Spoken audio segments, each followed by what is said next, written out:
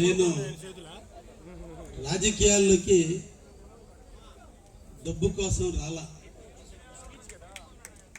డబ్బులు సంపాదించే రోజు డబ్బులు వదులుకుని రాజకీయాల్లోకి వచ్చానండి.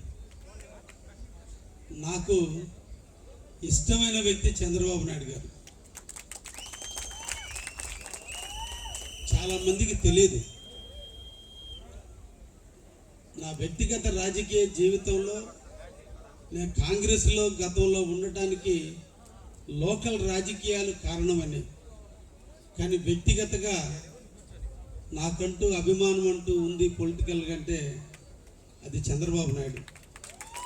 ఎందుకంటే అప్పుడప్పుడు మిర్రర్లో నన్ను నేను చూసుకుంటున్నప్పుడు ఆయన కూడా ఈ రాష్ట్రం కోసం అన్నిటినీ వదులుకొని నిరంతరం కూడా ఆంధ్రప్రదేశ్ బాగుండాలి, ఆంధ్రప్రదేశ్ బాగుండాలి, ఆంధ్రప్రదేశే బాగుండాలన్నంత కోరుకునేటువంటి వ్యక్తి. అందుకే నాకు ఆయన అంటే ఎనలేని ఇష్టం. ఆ ఇష్టమే నన్ను 2014లో తెలుగుదేశంలోకి తీసుకొచ్చింది. ఆనాటి రాజకీయాల్లో ఉదయగిరి ఎమ్మెల్యేగా బొల్లేని రామారావుని గెలిపించేంతగా నన్ను ప్రేరేపించింది.